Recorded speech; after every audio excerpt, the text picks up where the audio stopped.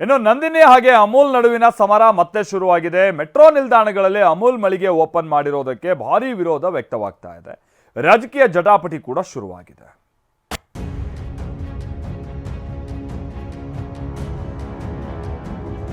Metro ನಿಲ್ದಾಣದಲ್ಲಿ Amul ಮಳಿಗೆಗೆ green signal. ನವರಂಗಿ ಆಟ ಬಯಲು ಅಂತ ಜೆಡಿಎಸ್ ಕೆಂಡಾಮಂಡಲ. ರಾಜ್ಯದಲ್ಲಿ ಮತ್ತೊಮ್ಮೆ ನಂದಿನಿ ವರ್ಸಸ್ ಅಮೂಲ್ ಸಮರ ಶುರುವಾಗಿದೆ. ಬೆಂಗಳೂರಿನ ನಮ್ಮ ಮೆಟ್ರೋ ನಿಲ್ದಾಣಗಳಲ್ಲಿ ಅಮೂಲ್ ಉತ್ಪನ್ನ ಮಳಿಗೆಗೆ ಬಿಎಂಆರ್ಸಿಎಲ್ ಗ್ರೀನ್ ಸಿಗ್ನಲ್ ಕೊಟ್ಟಿದೆ. ಗುಜರಾತ್ ಹಾಲು ಮಾರಾಟ ಒಕ್ಕೂಟದ ಜೊತೆ ಬಿಎಂಆರ್ಸಿಎಲ್ ಒಪ್ಪಂದ ಮಾಡಿಕೊಂಡಿದ್ದು 10 ನಿಲ್ದಾಣಗಳಲ್ಲಿ ಅಮೂಲ್ ಕಿಯೋಸ್ಕ್ ಸ್ಟೋರ್ ತೆರೆಯಲು ಸಿದ್ಧತೆ ಮಾಡಿಕೊಳ್ತಿದೆ. ಪಟ್ಟಂದೂರು ಅಗ್ರಹಾರ ಮೆಟ್ರೋ ನಿಲ್ದಾಣ, Indiranagar, Benniganahalli, Trinity circle, Baiyappanahalli, sir M Visvesvaraya metro ನಿಲ್ದಾಣ, ಮೆಜೆಸ್ಟಿಕ್, ಜಯನಗರ, ನ್ಯಾಷನಲ್ ಕಾಲೇಜು ಮತ್ತು ಬನಶಂಕರಿ ಮೆಟ್ರೋ ನಿಲ್ದಾಣದಲ್ಲಿ ಅಮೂಲ್ ಮಳಿಗೆ ಓಪನ್ ಆಗಲಿದೆ.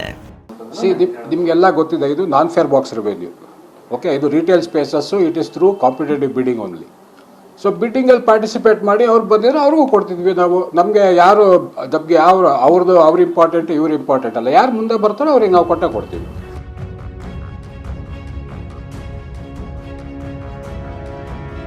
ನಮ್ಮ ಕೆಎಂಎಫ್ ನಂದಿನಿ ಇರುವಾಗ ಅಮೂಲ್ಗೆ ಏಕೆ ಅವಕಾಶ? ಅದ್ಯಾವಾಗ ಮೆಟ್ರೋ ನಿಲ್ದಾಣದೊಳಗೆ ಅಮೂಲ್ ಉತ್ಪನ್ನ ಮಾರಾಟಕ್ಕೆ ಬಿಎಂಆರ್ಸಿಎಲ್ ಒಪ್ಪಿಗೆ ಕೊಡ್ತು ಕನ್ನಡಿಗರು ಸಿಡಿದೆದ್ದಿದ್ದಾರೆ. ಬೃಹತ್ ಹೋರಾಟದ ಎಚ್ಚರಿಕೆ ನೀಡಿದ್ದಾರೆ. ಸೋಷಿಯಲ್ ಮೀಡಿಯಾದಲ್ಲಿ ಆಕ್ರೋಶ ವ್ಯಕ್ತವಾಗ್ತಿದೆ. ಇನ್ನು ವಿಧಾನಸಭೆ ಚುನಾವಣೆಗೂ ಮುನ್ನ ರಾಜ್ಯದಲ್ಲಿ ಅಮೂಲ್ ಮಳಿಗೆ ತೆರೆಯಲು ಮುಂದಾಗಿತ್ತು. ಹಾಲು ಮೊಸರು ಮಾರಾಟಕ್ಕೆ ಮುಂದಾದಾಗ ಇದೇ ಕಾಂಗ್ರೆಸ್ ನಾಯಕರು ವಿರೋಧಿಸಿ ಪ್ರತಿಭಟನೆ ನಡೆಸಿದ್ರು. ಇದನ್ನೇ ನೆನಪಿಸಿ ತಿವಿದಿರೋ ಜೆಡಿಎಸ್ ನವರಂಗಿ ಆಟ ಅಂತ ಕೌಂಟರ್ ಕೊಟ್ಟಿದೆ. ಕಮಿಷನ್ ಆಸೆಗೆ ಸ್ವಾಭಿಮಾನ ಮಾರಿಕೊಂಡ ಡಿಕೆ ಶಿವಕುಮಾರ್ ಡೂಪ್ಲಿಕೇಟ್ ಸಿಎಂ ಡಿಕೆಶಿಯ ನವರಂಗಿ ಆಟ ಮತ್ತೊಮ್ಮೆ ಬಯಲಾಗಿದೆ. ಕನ್ನಡಿಗರ ಆತ್ಮಗೌರವ ಮಾರಾಟಕ್ಕಿಲ್ಲ ಎಂದು ಪುಂಗಿ ಬಿಡುತ್ತಿದ್ದ ಡಿಕೆಶಿ ಕಮಿಷನ್ ಆಸೆಗೆ ಇಂದು ಹೊರ ರಾಜ್ಯಗಳ ಹಾಲಿನ ಉತ್ಪನ್ನಗಳಿಗೆ ಮಣೆ ಹಾಕಿದ್ದಾರೆ. ಬೆಂಗಳೂರಿನಲ್ಲಿ 10ಕ್ಕೂ ಹೆಚ್ಚು ಮೆಟ್ರೋ ನಿಲ್ದಾಣಗಳಲ್ಲಿ ಹೊರ ರಾಜ್ಯದ ಹಾಲಿನ ಉತ್ಪನ್ನಗಳ ಮಾರಾಟ ಮಳಿಗೆಗೆ ಅವಕಾಶ ನೀಡಲಾಗಿದೆ. ನಮ್ಮ ರೈತರ ಹಾಗೂ ಕನ್ನಡಿಗರ ಸ್ವಾಭಿಮಾನದ ಸಂಕೇತವಾಗಿರುವ ನಂದಿನಿ ಬ್ರ್ಯಾಂಡ್ ಅನ್ನ ತನ್ನ ಪ್ರಚಾರಕ್ಕೆ ಬಳಸಿಕೊಂಡ ಕಾಂಗ್ರೆಸ್ ಅಧಿಕಾರಕ್ಕೆ ಬಂದ ಬಳಿಕ ನಂದಿನಿಯನ್ನು ಮರೆತು ಹೊರ ರಾಜ್ಯಗಳ ಹಾಲಿನ ಉತ್ಪನ್ನಗಳಿಗೆ ರತ್ನ ಕಂಬಳಿ ಹಾಸಿದೆ. ಕನ್ನಡಿಗರ ಹೆಮ್ಮೆಯ ಬ್ರ್ಯಾಂಡ್ ನಂದಿನಿಯ ಹಿತಾಸಕ್ತಿಗೆ ಧಕ್ಕೆ ತರುತ್ತಿದೆ. ಇನ್ನು ಅಮೂಲ್ ಮಳಿಗೆಗಳಿಗೆ ಅವಕಾಶ ಮಾಡಿಕೊಟ್ಟಿರುವುದು ಕರ್ನಾಟಕಕ್ಕೆ ಮಾಡಿದ ಅಪಮಾನ. ನಂದಿನಿ ಮಳಿಗೆಗಳಿಗೂ ಅವಕಾಶ ಮಾಡಿಕೊಡಬೇಕು ಅಂತ ಮಾಜಿ ಸಚಿವ ರೇಣುಕಾಚಾರ್ಯ ಆಗ್ರಹಿಸಿದ್ದಾರೆ. ನಮ್ಮ ಕರ್ನಾಟಕ ರಾಜ್ಯದ ರೈತರಿಗೆ ಅನ್ಯಾಯ ಮಾಡ್ತದೆ ಮತ್ತು ಕನ್ನಡಿಗರ ಅಪಮಾನ ಮಾಡ್ತದೆ. ಇದನ್ನ ನಾವು ತೀವ್ರವಾಗಿ ಖಂಡಿಸ್ತೀವಿ. ಮೆಟ್ರೋ ಯಾರ ಕಂಟ್ರೋಲ್ನಲ್ಲಿದೆ ಎಂದು ವಿಪಕ್ಷದವರು ತಿಳಿದುಕೊಳ್ಳಲಿ. ಬಿಜೆಪಿ ಜೆಡಿಎಸ್ಗೆ ಸಚಿವ ರಾಮಲಿಂಗಾರೆಡ್ಡಿ ತಿರುಗೇಟು. ಬಿಜೆಪಿ ಮತ್ತು ಜೆಡಿಎಸ್ ಆಕ್ರೋಶಕ್ಕೆ ತಿರುಗೇಟು ಕೊಟ್ಟಿರೋ ಸಚಿವ ರಾಮಲಿಂಗಾರೆಡ್ಡಿ ಮೆಟ್ರೋ ಕೇಂದ್ರ ಸರ್ಕಾರದ ಕಂಟ್ರೋಲ್ನಲ್ಲಿದೆ, ವಿಪಕ್ಷದವರು ತಿಳಿದುಕೊಳ್ಳಲಿ ಎಂದಿದ್ದಾರೆ. ಮೆಟ್ರೋ ಜೆಡಿಎಸ್ನವರಿಗೆ, ಬಿಜೆಪಿಯವರಿಗೆ ಮೆಟ್ರೋ ಯಾರ ಕಂಟ್ರೋಲಲ್ಲಿರೋದು? ಕೇಂದ್ರ ಸರ್ಕಾರದ ಕಂಟ್ರೋಲಲ್ಲಿ. ಸ್ವಲ್ಪ ತಿಳ್ಕೊಳ್ಳೋಕೆ ಹೇಳಿ ಅವರಿಗೆ. ನಮ್ಮ ಅಭಿಪ್ರಾಯ, ನಮ್ಮ ಸರ್ಕಾರ ಯಾವತ್ತೂ ಕೂಡ ನಂದಿನಿಗೆ ಪ್ರಮೋಟ್ ಮಾಡಬೇಕು ಅಂತ. 8 ಕಡೆ ಕೆಎಂಎಫ್ಗೆ, 2 ಕಡೆ ಅಮೂಲ್ ಮಳಿಗೆ ಎಂದ ಡಿಕೆ. ಇನ್ನು ವಿಪಕ್ಷಗಳ ಆರೋಪ ಮತ್ತು ಮೆಟ್ರೋದಲ್ಲಿ ಅಮೂಲ್ ಸ್ಟೋರ್ ತೆರೆಯುವ ವಿಚಾರವಾಗಿ ಪ್ರತಿಕ್ರಿಯಿಸಿದ ಡಿಸಿಎಂ ಡಿಕೆ, ಟೆಂಡರ್ ಕರೆದಾಗ ಕೆಎಂಎಫ್ನವರು ಅರ್ಜಿ ಹಾಕಿರಲಿಲ್ಲ.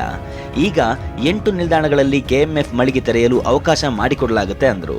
ಬಿಎಂಆರ್ಸಿಎಲ್ ಅವರು ಗ್ಲೋಬಲ್ ಟೆಂಡರ್ ಕರೆದಿದ್ರು. ಸೊ ಯಾರೂ ಹಾಕೊಂಡಿರ್ಲಿಲ್ಲ. ಅಮೂಲ್ ಅವರು ನಮಗೊಂದಷ್ಟು ಅಂಗಡಿ ಬೇಕು ಅಂತ ಹಾಕಿದ್ರು. ಅಂಗಡಿ ಬೇಕು ಅಂತ ಹಾಕಿದಾಗ ಕೊನೆಗೆ 10 ಕಡೆ ಬೇಕು ಅಂತ ಅವರು ಅರ್ಜಿ ಹಾಕಿದರು. ಸೊ ಅದಕ್ಕೆ ಇವರು ನಮ್ಮ ಕೆಎಂಎಫ್ ಅವರು ಅರ್ಜಿ ಹಾಕಿಲ್ಲ. ಕೆಎಂಎಫ್ ಅವರು ಹೇಳಿದೀವಿ ನೀವು ಅರ್ಜಿ ಹಾಕಿ ಅಂತ. ಇನ್ನು 10 ಕಡೆ ಐಡೆಂಟಿಫೈ ಮಾಡಿದೀವಿ. 8 ಕಡೆ ಕೆಎಂಎಫ್ಗೆ ಕೊಡಿ ಅಂತ ಹೇಳಿದ್ದೀನಿ, ನಂದಿನಿಗೆ ಕೊಡಿ ಅಂತ ಹೇಳಿದ್ದೀನಿ. ಅವ್ರಿಗೆ ಅರ್ಜಿ ಹಾಕಿ ಅವ್ರಿಗೆ ಕೊಡಿ ಅಂತ ಹೇಳಿದ್ದೀನಿ. ಸೊ 2ನ್ನ ಯಾರೇ ಅವರು ಓಪನ್ ಮಾಡಿದ್ದಾರೆ. ಓಪನ್ ಮಾಡೋದನ್ನ ನಾವು ಮುಚ್ಚೋದು ಸರಿ ಇಲ್ಲ ಅಂತೇಳಿ, ಯಾಕೆಂದ್ರೆ ನಾವು ಗ್ಲೋಬಲ್ ಟೆಂಡರಲ್ಲಿ ನಾವು ಕರೆದ ದೃಷ್ಟಿಯಿಂದ ಯಾರು ಬೇಕಾದ್ರೂ ಮಾಡ್ಕೊಳ್ಬೋದು ಅಂತ ಹೇಳಿದ್ದೀನಿ.